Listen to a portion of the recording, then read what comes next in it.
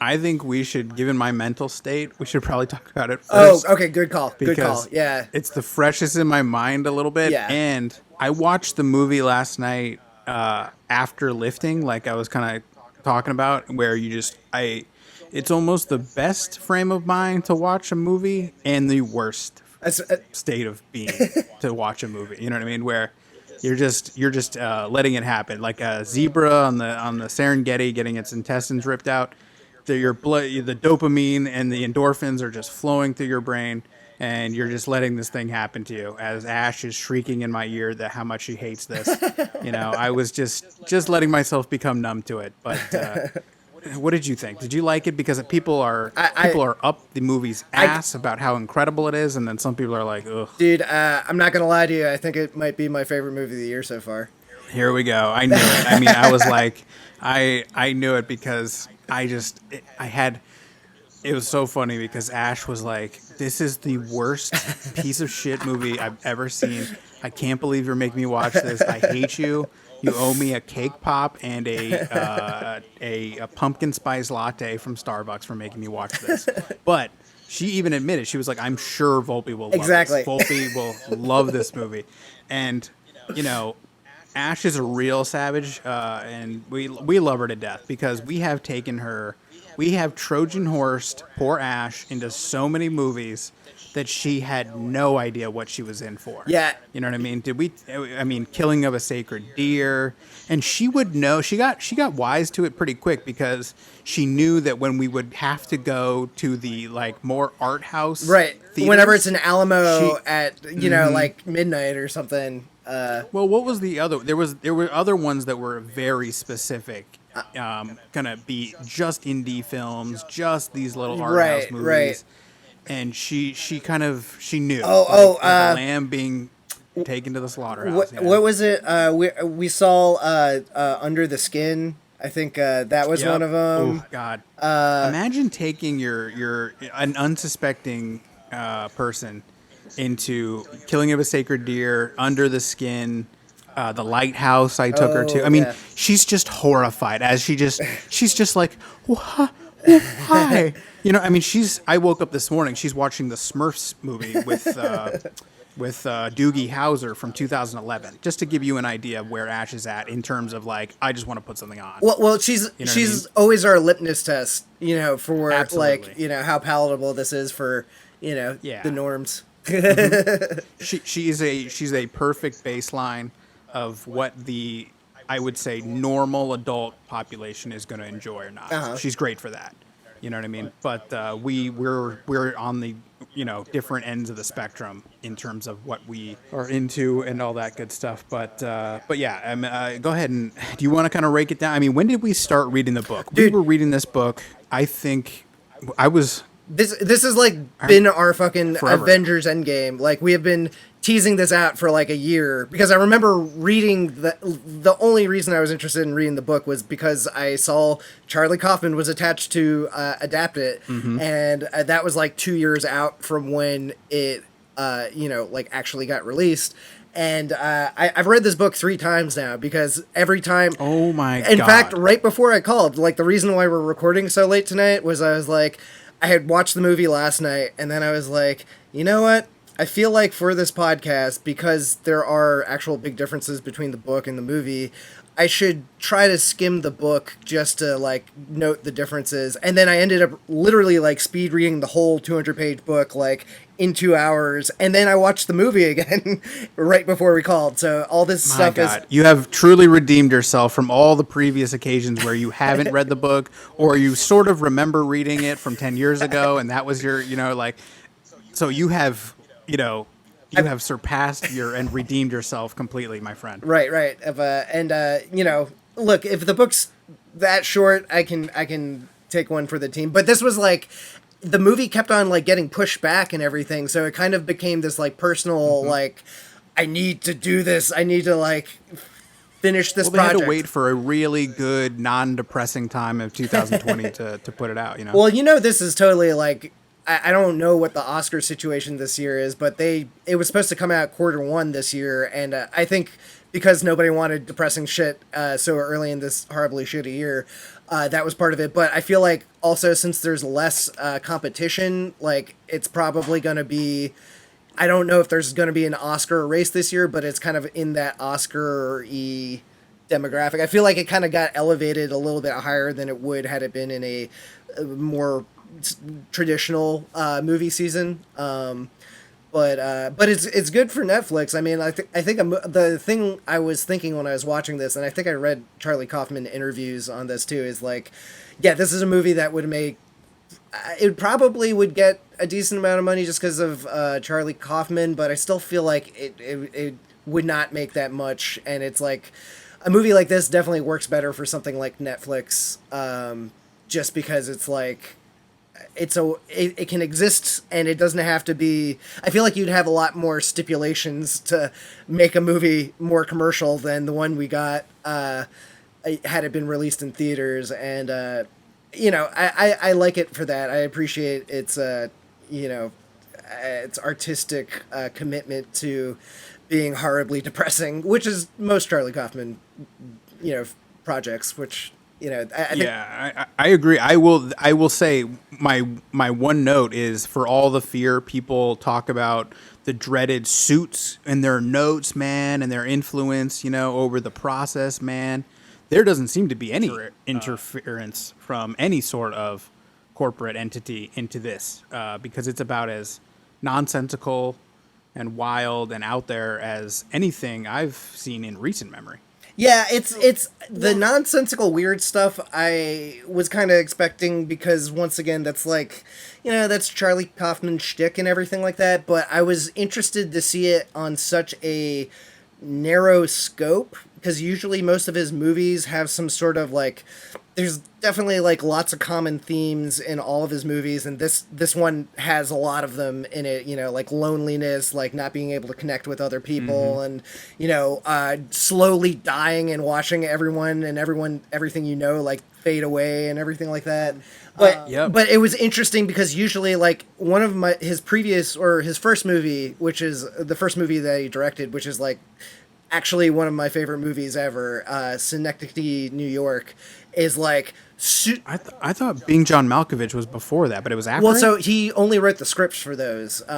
Right. So, okay. Basically, he doesn't have a huge oeuvre, but like I think the only two of his work that he actually directed were Synecdoche and what was the other one? The animated one, Anomalisa. Yeah. Or Annalisa. Yeah, so he he directed that last, and then this. But like so Synecdoche is like kind of similar things. Like it's all super depressing and about how everything you love will fade away, but it's a much wider scope. It's literally about life and everything in the world and everything like that. So the fact that this is such a narrow, like it's just 4 characters really in a house, and even the aspect ratio is like squished in, so you feel super claustrophobic and you're stuck in the car with like awkward conversations, tense conversations at the parental dinner and everything like that. I felt like it helped. The movie definitely makes you feel uncomfortable. It never makes you feel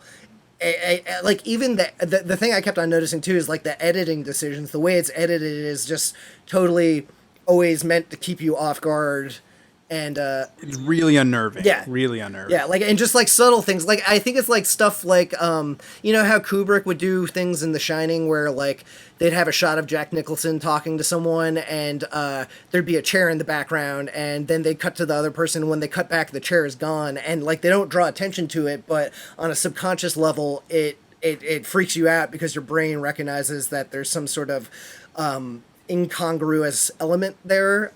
So I think that's like a lot of this movie, especially in the house. Like things like people's placement, like blocking in the scene doesn't always make sense. Like they'll be talking to one another, and then suddenly it'll almost be like there's been a time shift, but you didn't notice it. Like the characters aren't acting like there's a time shift. Like I think when the main character goes to sit down to dinner with the parents at the midpoint of the movie, it's like when she's in the hallway about to walk into the dining room, it's bright out, and then as soon as she goes into the dining room, it's suddenly dark, and like a bunch of stuff like that. Or like, for instance, everyone's has this big dinner, like they have this big dinner at the parents' house, and there's all this food there, and you never see anyone eat ever, like even the eye lines, like when people have conversations with each other, like normally you're supposed to have like one person on the left of the frame, and then when whoever's responding is kind of more on the right of the frame, and they do that, but I think partially because of the aspect ratio, they're squished in closer together, and so the eye lines don't totally match up always, and I think that kind of contributes to the just throwing you off kilter kind of thing. Yeah, one of the really weird ones that stuck out was when the father comes down the stairs finally, and he shakes Jake's hand, but he doesn't look at him. Right. Yeah. Just little weird things that seem off, or that he, I think, does she mention marriage, and then he like, oh, here they come, and he goes over to the stairs, and they're nowhere to be found. Yeah, like they definitely just weird little interruptions and interjections and things like that. Yeah, it's like definitely like and okay, so I don't know if there's like a way we should attack this or anything, but like one of the things. So for this, I don't care. Say whatever you want. Okay. All spoilers. Yeah. Go for it, baby. Like you know what I mean? Like if you don't want to see this, like it's on Netflix, dude. Probably listening to this because you want to listen to us talk about the details. So go for it. So the thing I like about that is the twist, quote unquote, like really isn't a twist. Like the movie intentionally kind of gives it away in the first 2 minutes, which I think was a smart decision, because that was one of my biggest gripes with the book is like, I don't know if the quote unquote twist was supposed to be hidden or not, but in the book it's definitely. Do you mean kind of that they gave it away because of so much with the janitor? Yeah. Is that what you mean by? Yeah, but like me. Yeah, they definitely intended to just spell out this is all in his head from the get-go, whereas in the book it's pretty obvious very early on, but I think the way the narrative is crafted, it's a little bit cagier, and it's more of a traditional like rug pull at the end kind of, whereas in this it's like,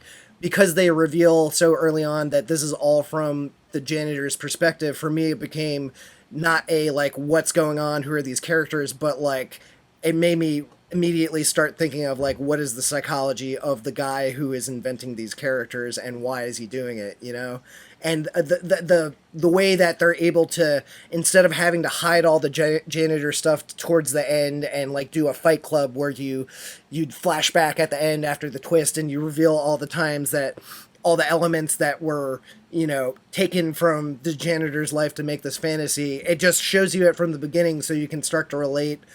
And it doesn't spell it out too, like it's very vague, but like you kind of are given enough information to get the gist of it. And like I think that was like kind of gave this whole adaptation a new wrinkle to it that I really liked, and I thought it kind of helped drive the themes of the book home a little bit more too. And yeah, so basically, my thing with the book was I thought it was well done. Like the things I liked about the book were less the plot and more just the dynamic, like the nuanced details of having thinking about breaking up with somebody, and the feeling of like going back and forth, and the kind of a little bit monotonous conversations you would have on a road trip, or the awkward dinner that you would have meeting somebody's parents. Like it's good at getting those nuanced details and kind of doling out information in an interesting way. But I feel like the thriller elements of the book were kind of more there to give it like some sort of narrative momentum, and it was definitely like probably some of the least interesting parts of the book for me. Yeah, I agree. Once they kind of get past the Dairy Queen section of the book, it got really weird for me, and I am honestly listening to this as an audiobook, and I'm driving. So I'm driving around trying to pay attention to what's happening in the book, and it's like, it was very scattered for me, and I constantly was starting. Like, it's not a great way to do it. Yeah. I didn't do it in like a weekend. I literally took like, it's the shortest book we've read in a long time, and it probably took me the longest, because I would have like, I need a break from this. I need to I'm going to listen to Spotify. And I would take like weeks off and then go back and try to remember it. But I remember things like I don't understand why she kind of has so many issues with Jake, the boyfriend. In the book, I think Jake is painted as mostly like he seems like the perfect guy. He's handsome. I mean, she says the narrator is a female girlfriend in the book. The whole 95% of the beginning of the book is her female narration as kind of his new girlfriend of like 2 months. And she's kind of explaining that there's just something about him that I just don't know if it's going to work. Like, I feel like I remember hearing like she's trying to find some excuse to kind of break up with him because there's nothing wrong with him. There's nothing that's like jutting out about how like I got to get away from this guy. He doesn't have a temper. He doesn't have, any weirdness. I'm trying to remember anything because she kind of paints him as just your kind of, steady on regular dude who's, trying to become a professor, right? Wasn't he studying to he's like a become an academic? Yeah. Something like that, right? And I felt like a lot of her inner monologue was negotiating with herself about how much longer she wants to do it versus the guilt she might feel of kind of hurting this person that seems like a good person. And in the movie, none of that seems to translate for me, where I immediately was like, I got to go away from Jesse Plemons. Like, I'm not into Jesse Plemons at all. I mean, he seems repulsive in the movie. And I immediately could sympathize with anyone who doesn't want to be in a relationship with Jesse Plemons. He seems like an insane person. Well, so that's interesting for me because in the book, I definitely read it differently. Like, I thought when I was reading the same parts that you were talking about, it weirded me out because I was like, what attracted this girl to this guy? Like, it felt like she felt like one of those, like, I don't want to say like manic pixie dream girl because she's not that like, like crazy, like fantastical of a character, but she did feel like some sort of like ideal, like it seems like the sort of fantasy if you were to make up a girlfriend like that's like, oh hell, this guy's so cute, like nobody understands him, blah blah blah. Like it kind of read like that to me a little bit in the book, and then it makes more sense once you find out it's in his head. But it did annoy me how passive her character was, and another, like a few of the differences from the book to the movie that they excised is there's like random passages, like it's strange to try to figure out where you draw the line with like a character that doesn't exist when they start like going into the backstory. It's like how deep is this person's personality disorder where they have like made up memories of this non-existent person's childhood. But they were talking about in the book like the main character, the girlfriend who is nameless in the book and then she has changing names in the movie, she flashes back to like when she was a kid. She had visions of like a tall guy standing outside her window looking at her. And then there's another random story where she was had a driving instructor that she almost made out with, and right, I remember that. Yeah, and then there was one where it's like when she was a kid, her mother had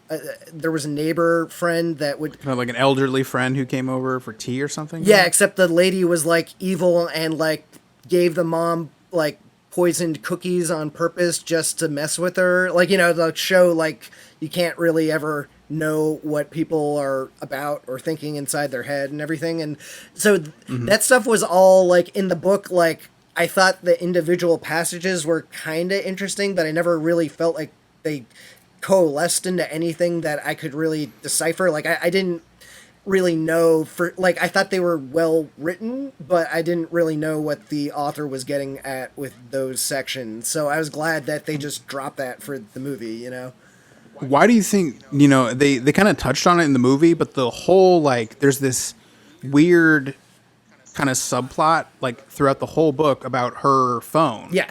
Of someone constantly texting her, constantly leaving her messages, and Jake is like, you should pick up the phone. Ooh, yeah. You want to talk to that person? And she's like, no. And she's insisting that, no, it's fine. But, like, there's someone constantly texting and calling her throughout the whole herself. book. It's her own number or whatever every time, I think. Right. And so she's, like, upset by it, but trying to, like, play it off or whatever. But that really wasn't in the movie too much, other than like one scene Yeah, after dinner or before dinner, right, leading up to it, where like they're like, oh, just go take the call or whatever. it's shown like 3 or 4 times, but once again, I think the movie did a better job because, like, in the book, it's like the first time you see an anonymous phone call from the person who's calling, and like I forgot the specific dialogue, but the person who's calling is speaking in an effeminate voice and leaves the same message that's like kind of cryptic and scary. Like, so you know almost immediately, like, oh, okay, that's your subconscious trying to tell you to wake up, whatever. So the fact that they do it like 7 times in the book got so repetitive. Like, I got it the first time. So I'm glad the movie kind of breezed over that a little bit more because you kind of get it. Or I don't know, I felt like I got it like pretty early on in the movie. So like and when they show it in the movie, it's like she misses a phone call, and then the other times they show it in the movie, they don't dwell on it that long. It's like they'll have a shot of her checking her phone, and you see she's got like 10 missed calls, but the shot lasts like a second or two, just enough for it to register, and then the plot moves on. You know. But and then the other nice touch in the movie was like as the main character's name keeps changing, the person who's calling keeps changing. Like that's how you can kind of tell how her character is evolving, because like almost every time she receives a phone call, it's a different name. And even when you see there's a shot where she's got 10 missed calls and the name actually changes in the missed call list to whatever it's evolved then.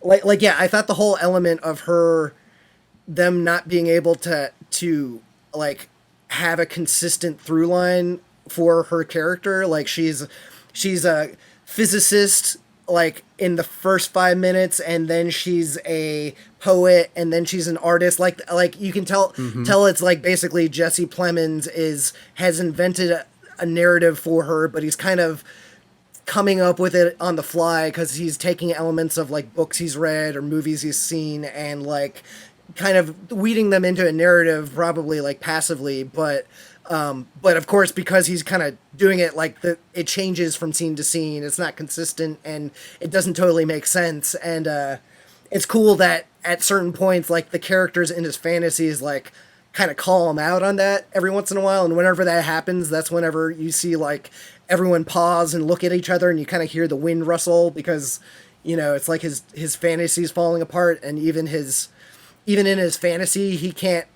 not prove himself wrong. Sometimes you can't. It's like if you were to fantasize about something, the logical part of your brain would kick in and be like, well, it would probably go like this. You know what I mean? So Did you think the whole?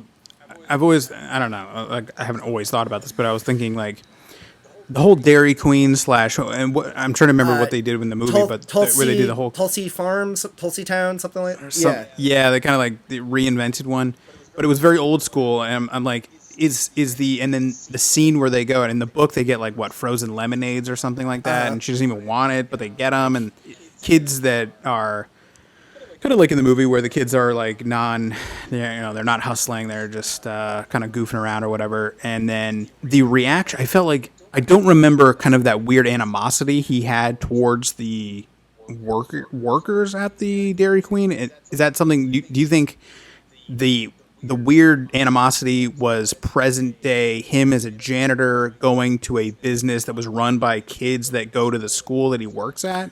Like, do you think that was part of it, or do you think that he was thinking about his own high school classmates at a like 1950s, 60s style like ice cream shop or something, dealing with his current classmates that work there? Like, where did that weird animosity with them come from? Well, you make a good point about, because I didn't think about how, yeah, the Tulsi Town has a very 50s aesthetic, and it kind of seems to be like that cartoon was like Steamboat Willie, like 1910 kind of style. It was great, and it would definitely, but it made me think it was in the past, you know. Yeah, well, that makes sense because it would track with the janitor's age. Like that guy's got to be like 70 or something like that, or 60s, right. And so yeah, like I don't know if it's like there's a like enough of a consistent through line to be like, oh, he's fantasizing this when he goes to Tulsi Town on the way to work or something like that. But I think it's basically like Yeah, and the other thing I was trying to figure out is like the high school the janitor works at. I couldn't tell if that was also the high school he went to when he was a kid, because like the book definitely tries to establish like he has these mental conditions he's developing definitely seem to start worsening in high school and then progressively get worse throughout his life. They do call out in a specific line in the movie where Jesse Plemons is like, I'll see the kids from high school later on in life, after they've graduated, like working at a grocery store or something, and I'll know. So I think that's that kind of thing, because I think even the girls that work at Tulsi Town are all in the shots of the janitor walking through the high school. Like I think the two blonde ones are making fun of him, and then That are kind of snickering. Yeah, They're yeah. the same ones. Yeah, and I definitely know the nerdy girl is the same nerdy girl he kind of like acknowledges in the hallway too. So I don't know if it's like they're actually at Tulsi Town, or if this is just like all in his head. But Jesse Plemons definitely seems to be acting the way I would imagine that character would be acting if he's so, cripplingly self-conscious or whatever. Like not talking to anyone. But yeah, it is a strange question of like, it's the Fight Club thing. Is it like is his psychosis so deep that this invented girlfriend, does he actually like, act out things for her a la Fight Club? Like, is there certain times where he is basically pretending to be the girlfriend publicly? That's not really clear. I know in the book they made a point of the creepy person leaving the messages, who it's implied is the janitor, is speaking in an effeminate voice. So maybe it's like he's acting, but it's not clear. It's hard to tell from the outset. Are there any other major differences? Because the death scenes in the book was kind of different, right? Like where, I mean, the movie was, the end of the movie is pretty weird with the Oklahoma, the stage face paint, yeah, and that thing. But then the book is a lot more grim, with like him killing himself with a fucking hanger, yeah, right? it's like plunging a coat hanger into your chest and throat multiple times, and I don't even know how the hell that, like, I could see you maybe doing that once, but like doing it and pulling it out and then stabbing yourself again over and over, that's takes some sort of commitment that I don't think even the most wanting to kill yourself person, most of them could do. But it's definitely grisly. Yeah, I mean, I was kind of thinking, like, do you think the entire movie, the whole process, is just him kind of going through that final scene where he's kind of sputtering to himself in the car? I think when he's just kind of freezing to death. Like, is he hallucinating, like, through hypothermia of just his life flashing before his eyes, kind of a thing, and going through and like what he wishes things could have been, or either someone he knew or invented or whatever. But it all kind of took place in that however long it took him to just freeze to death in a car. Yeah, because like when they were doing that little montage of the old guy in the car, they kept on it's like they showed him in the car shivering, and then they would flash to the road, and then they would show him in the car shivering, and then they would flash to his parents' house. So yeah, I think it was basically like, this is like his synapses firing before he died, and it's like his Or he's talking to the pig and everything. Yeah, it's like his hopes and his dreams and elements from his childhood and like pieces of pop culture that he's took over the years have all kind of swirled together into some weird fantasy. But I because he's saying, he says like the jingle always made me cry, and when he recites it as Jesse Plemons, and then so it would make sense that would be something maybe that would like, it's a pop up at you or something, right? It's like his wholesome. I think I read somewhere like somebody compared it to his Rosebud. It's like some ineffable place of like childhood purity that you crave when you're dying. Like it's like your version of heaven, and the fact that that's like the whole animated sequence is like one of the last things he sees. It's almost like, leading him into the light or something like that. Because I was thinking, like, if he's hypothermic, a lot of people, like, isn't a symptom, like, when you're freezing from hypothermia, like, people take their clothes off sometimes. Like, they're in this weird state of being where they're almost warm, and they actually undress, and they, like, march out. Like, it's happened with hikers and things like that. Oh, interesting. But that was what was kind of confusing to me. The whole pig scene of the pig. Then the pig is talking about how we're one and the same, and just very strange. So I'm like, well, where does he end up? Does he end up back in the school? Does he stay in the car? Like, yeah, that is something I was wondering about too. And I will say the one part of the movie that didn't work for me, the pig thing I liked, but the thing before that we were just referring to, where it's the montage of the guy shivering in the car, that for some reason didn't work to me. Like I felt it just felt weird. I don't know how to describe it. It just felt like it was kind of spelling out. It didn't spell it out, but it was. I kind of was figuring that he was freezing to death in the car already, and having these things go through his head. So the fact that they had to keep on like cutting back to him freezing in the car, it felt. I don't know. It just felt kind of cheesy to me for some reason. But the rest of it, I liked a good amount, and I wish that they had like the ending shot where it just shows the car in the parking lot covered in snow. I wish there was like a little bit more of a decisive like indicator to let you know it ended. Like I felt like it showed the shot of the car covered in snow, and it never, like, you're never sure. Like I personally wasn't sure if the guy froze to death in the car and the pig leading him into the school was like him hallucinating, or if he got out of the car and like died in the school. I guess it doesn't really matter in the long term, but it was that point of unclarity kind of, it's not, you don't want to be confused about something like right as the credits are about to roll, so yeah, I aside from that though, like most of the other stuff in the movie worked for me. I think it's worth noting, like, one of the other things that interested me about this project to begin with was like Charlie Kaufman in adaptation.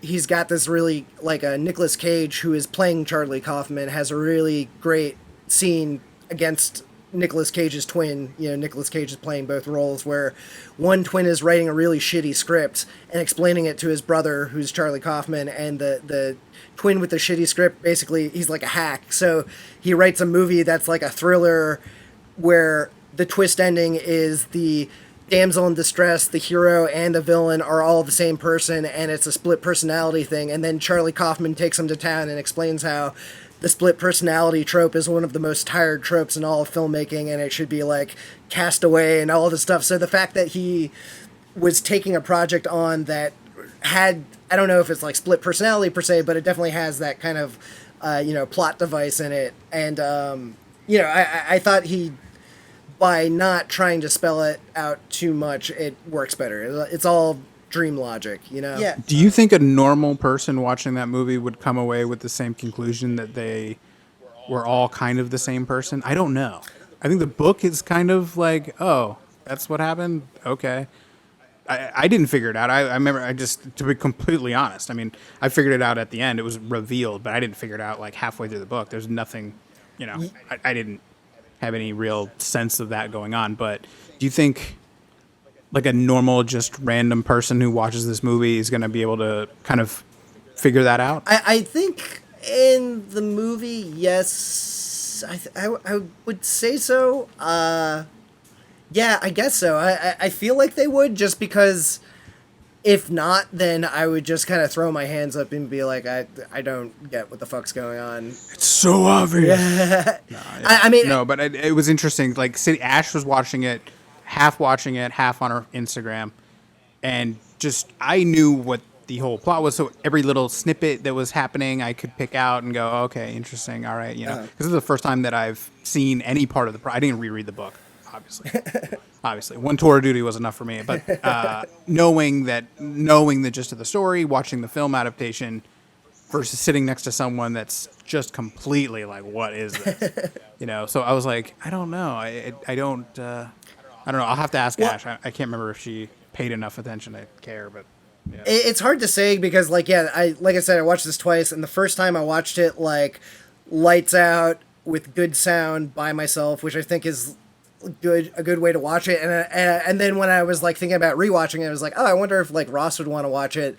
And when I had it on for 10 minutes the second time, I was like, no, this definitely would not be a good, like it is, a movie that's mostly like a couple of people having a conversation in a car. So it's I don't know, like if you're not in the mood for it, you're gonna tune it out pretty quickly. And I think too, like the second time around, I was watching it on a TV that had really shitty speakers, and I realized how much, and I had the lights on too, and that really it made me a little bit more disengaged, probably because I also just watched it. But I think things like the sound design and everything like that, like really helped get me into it. And there's like a lot of, like subtle details to things that don't even like had necessarily like not even like plot stuff, but like little details I found unnerving. Like there's a shot when they go to visit the barn where the dead lambs are, and like when they're when they're entering, like the whole movie is shot with like a lot of headspace.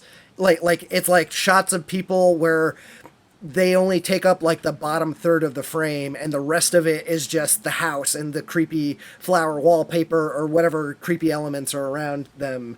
And it has this weird effect of like kind of making people feel isolated and alone. And they're like making it feel like there's some sort of ominous elements in the scene around them. And there's like some shot where they're entering the barn and it feels kind of ominous, but you don't know why. And the camera is facing out at Jesse Plemons and Jesse Buckley entering the doorway, and like you can see like one of the barn doors start to open behind them, and it's just a dark barn door. It's kind of hard to describe, but it's like it's something as creepy as like a barn door in the background opening, like kind of served the unnervingness thing. I think that all played into the subconscious, like throwing you off kilter and just making you nervous or anxious, but you don't know why. Which, Yeah.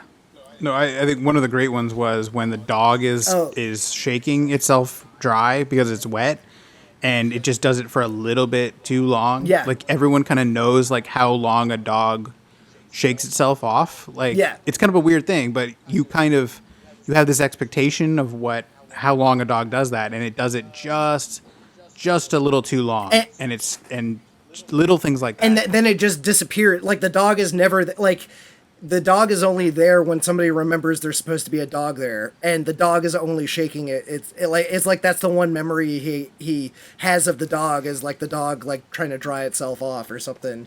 And a lot of weird stuff with the dog. Remember I thought what a weird detail that the scratch marks are very high. Like you have a huge dog, like a mastiff or something, and then it's like a border collie, which is a small dog. So there's no way that dog could have scratched that high. Yeah. You know what I mean? So it starts making, and then you see the urn in his room, right, with the dog's ashes in it. So there's all kinds of weird. The dog stuff got me, man. Yeah, the dog stuff, and it's got like it's weird because this is definitely, I wouldn't call this a horror movie, but it's a horror movie. It's got the tiniest, like it's got the elements of horror stuff in it, but it's never like there's a killer in the basement like they joke about or whatever, And in fact, I think the book is a little bit more overtly like horror-ish, even though I think it's like horror light. It's especially when they're in the school, yeah, or when she's in the school. It's you feel like it's the faculty or some shit where you're running around from killer janitor teachers or something like that. Right. Like in like a off season or closed high school is about as creepy a place to stage some sort of horror book or movie as I could imagine. Yeah, and in the book it's like written like a movie. Like in the book, for instance, when the janitor's chasing her, he leaves her little notes in red paint, and they even make a point of saying like the janitor puts on Hank Williams' "Hey Good Lookin'" on the speakers, so you hear this creepy old country western song playing the whole time while she's running for her life. So all that, and that's something I thought was interesting, because had somebody else adapted it, they probably would have just gone the more straightforward route with it. There's other things, like there's other scenes, like the pig monologue when Jesse Plemons is talking about like when he was a kid, his father turned over a pig in the barn and the pig was covered in maggots and symbolism. But like basically, when I was reading the book, I was like, oh, okay, so they're gonna do one of those things where the actor's giving a monologue and then they'll cut to flashbacks and like, give you that reveal shot of the pig being turned over and seeing the maggots and everything. And they just let it, there's a lot of times where the actors literally just read passages from the book. Like, I think the opening 4 minutes of this movie is just shots of around the house and it's all Jessie Buckley just like literally reading the first chapter of the book really randomly. And, I think even when she's relating to the parents how exactly they met, like they were talking about how they had a trivia team. They met at a bar doing trivia and everything. I expected that to be like something that you would actually see, but instead it's all a monologue that Jessie Buckley gives to the parents, and it kind of makes sense in the sense that all of this is rehearsed and these are kind of stories that Jesse Plemons is telling himself to, try to feel like a normal human being and stuff.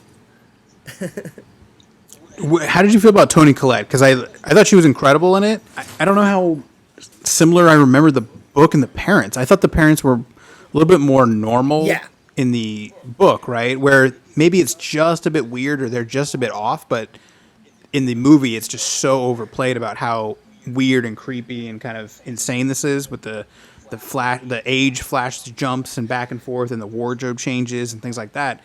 So I don't remember that in the book, right? I feel like I remember kind of a more standard, like she's kind of quiet and polite and refusing like seconds or something, right? Doesn't she have some food thing where she didn't want to eat the... Am I misremembering it, or was there like the meat was too rare or something, and she was trying to, or am I totally misremembering? I can't remember. Like I said, I was kind of like speed reading, so I might have missed. There was something with chocolate, right? Yeah, it was, where she like refused dessert or something weird, right, with the food. She like it's just generally implied that like it's like the parents are painted with like much broader brush strokes in the book because they don't have to like have the whole scene play out. It's a lot more just descriptions of them. So it's like the mom seemed like nice, but like I think they describe her as like she looked as though she could shatter any instant or something like that. And I think like they say at certain times in the book, like, oh, then the next time I saw the dad upstairs, he looked a little older, and that was weird. And that's like the only allusion they make to like things being off. But Charlie Kaufman just like totally took that and went way more overt with it. And it's kind of that's the part where the movie goes like, if you weren't positive this is all some sort of weird dream logic fantasy thing before, like as soon as they get to the house, that is like all made pretty explicit. Right. And especially in the dinner conversation, the thing I liked about the dinner conversation is like that's where it really starts to feel like shot to shot, like characters change, like everyone's outfit changes throughout the film, which is interesting. Like the main character, she starts out with like a red coat and like really bright colors, and then by the end of it she's wearing like dark blue. And then even throughout the dinner, I think to match as her character changes, as she becomes a different girlfriend, her outfit changes every time. And I think I even read they modeled her sweater on that dress that people couldn't tell if it was gold or blue or whatever. Yeah, that would be perfect mindfuck, like perfect thing to have her just to piss people off. Right. It's like it seemed like it was like subtle, but I thought that was cool. But like yeah, like that was where we didn't lose Ash, but she was like, why are they different clothes? Yeah. Hold on, the clothes are different. What's going on? She doesn't know what she's watching. She's just watching a normal movie. Right. We treat Ash like she's like, here, watch this movie, Ash. See what you think. She's like, God damn you, God damn it. She I'll see if she wants to watch the second time for the review. I'm gonna guess that's a purposes. that's a no. Nah. I'll take a pass. No. Nah. Yeah, we put her through a lot. We put her through Did a she lot like? around here. Did she like Mother? Didn't we all go see Mother together? And Oh we no, did I that. hated Mother, but I think she liked Mother. That's another perfect example of we just take Ash to these movies. Yeah, I feel like that. And just go, oh, it's got. Remember the girl from Hunger Games? Yeah. You like Hunger Games, right? Yeah, okay. Yeah. Yeah, or well, you know Darren Aronofsky. I've never heard of that. Oh, you'll love him. You'll love him. Side She missed the fountain. With it. side note, Ash. Apropos of nothing, do you have any problems with babies getting eaten? Okay, don't answer that Yeah, question. That's fine. Never mind. Yeah, no, it's I honestly I've subjected Ash to a lifetime of horrible shit. You know, in the I'm sure we'll touch on the Amazon Prime glory movies from 1974 horror movies that I'm watching in her presence. Oh, nice. But yeah, no, to talk about Mother. Yeah, she liked Mother, and way more than I did. I loved Mother. I didn't like Mother at man. all, and you loved Yeah. it. I was like, oh God, you know, I'm really hit or miss on some of these. Well, like, well, to be fair, I didn't like most, The Lighthouse. You loved The Lighthouse. right, You right. know, and I'm like, oh, man, I just. Oof. But yeah. Well, to be fair, most people in the world seem to hate Mother, so I don't think it's you know, like you're the only one. It's yeah, I could see that being, you know, more what we would call like pretentious shock. You know, art house. That's another perfect example of films we've made Ash go see. Oh, man. Just, you know, but I'm trying to remember if you can think of any other horrible ones that were just not bad movies, but let's see. In our, you know, we gotta see every Oscar movie, and then like you know, let's go see Yorgi's new movie. And I don't think The Favorite was too bad. You know what I mean? But that's kind of another one where you're like, oh man, what are we getting her into? Right, you know? right. She's just a civilian, people. You know what I mean? She's not. She didn't ask for this life. She got drawn into it. She didn't have a choice. Exactly. She was drafted against her will, like a kid at Berkeley or something. You know? Any final thoughts? Any lasting memories? Do you recommend people who like the movie to read the book or vice versa? I mean, maybe I will say that I think for me, you know, us doing this we read the book thing, I think this was one of the better examples of at least for me, like a more rewarding experience between the book and the movie, because I don't, you know, like I don't want it just to be like, oh, they should exactly copy what happened in the book all the time. So I like that the book was okay, like it was an okay source material that somebody else like took and expanded upon it and like went different directions with it, and like you know, the book does help inform things about the movie and vice versa, but I would say if I saw the movie first, I wouldn't be like, oh, I gotta go read this book or whatever. But yeah, and so and the other thing is I guess like the one other part with the movie I would like to highlight is I liked the whole thing, like just in general, like I think the stuff that Charlie Kaufman added most of is just random pieces of pop culture. Like, you know, he took like actual real life paintings and poets and you know, like just elements to like essays from Pauline Kael and shit like that about movie reviews and everything. Deep cuts. Yeah, like real deep shit. But I like that it made sense because, you know, he built in this theme that wasn't there in the book, where it's basically this lonely janitor, you know, his shield for his loneliness is kind of cocooning himself in media and pop culture, which is, I can definitely relate to.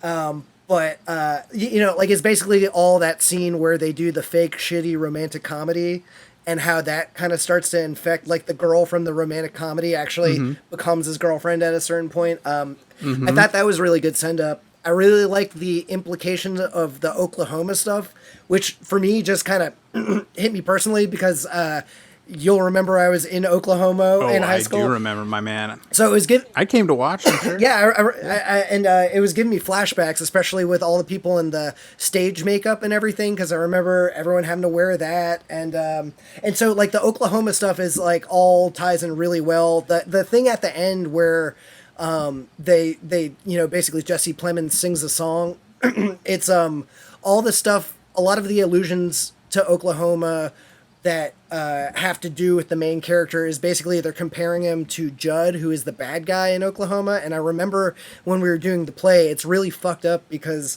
Judd is this character, like he's the bad guy, but he lives alone. All he wants is like a girlfriend, and everyone kind of shuns him. Like he's a bad guy, but people treat him like shit, so that's why he's bad. And the main character, who's the handsome cowboy who gets the girl, actually encourages him to kill himself, like before the events of the movie start. So all that ties in really well. And my favorite part is the ending is, like I recognized it right away because I fucking hate the movie, but it's all they basically just redo the ending of A Beautiful Mind, and it ties in so well because that movie is like, I don't want to say total bullshit, but it's like the type of Oscar-y shit that the Oscar fluff. Like it's basically, oh, this guy has mental issues, and oh, it all got tied up in the end because of love. And then all these stories came out afterwards about how, you know, they took a lot of liberties with the movie and it wasn't that clean, and John Nash wasn't exactly the greatest guys. And but I had to learn so much about, because I have an economics degree and I had to take all his game theory classes. He was basically like the forefather of game theory and economics. So, and I took a lot of game theory classes. So I had insane professors that like hero worshipped him, but then at the same time you dig into him and it sounds like just a total asshole, basically. Yeah. So just cheating on his wife and banging dudes and doing God knows what, and just seemingly like this weird mystical Princeton just kind of like protected him, but he was just a total piece of shit. Right. Yeah. I mean, that's like the sort of stuff. And the other thing, the other big knock against that movie, which is great, that it happens so often where it's like, you know, for categories in the Oscars, like makeup, sometimes they'll just give it to whatever's going to win Best Picture anyways. And like a historical drama or yeah, something. exactly. And that movie in particular was always kind of held out by a lot of people as like, what the fuck, this really? Because the movie doesn't have any makeup except for that ending scene, and the makeup is terrible. So I think the fact that they reenacted that. What year was it? 2000. Was it like 2000? 2001 maybe? 2000. Yeah. Like, wasn't Lord of the Rings? I mean, Lord of the Rings coming out around that time? Like, how the fuck? I think that's what they said. They were like, how the fuck did you not give it to the movie with, like, orcs and elves and shit, and you instead gave it to this movie with shitty... And they did that with, like, other ones, like J. Edgar, I think, got nominated. You know, like, it's if it's a period thing or a biopic or whatever, they'll just figure out a way. Because most of the time, people don't... A lot of times, like, people just don't know. They'll kind of toss their vote away on whatever sounds good. But yeah, so I thought it was cool that they had that scene play out with the kind of like not so good stage makeup, you know, just to highlight, you know, the fakeness of that scene. And I think all the people in the audience in that scene are all the high schoolers too. So it has this weird thing with young people and old age makeup, which is a thing that's in Synecdoche too. There's a bunch of stuff that is things that Charlie Kaufman does in his other movies that he does here. So yeah, I would say all in all, if you're a fan of Charlie Kaufman, I would recommend it. For everyone else, I'm gonna for all the regular human people out there, we maybe, I don't know. If you have time.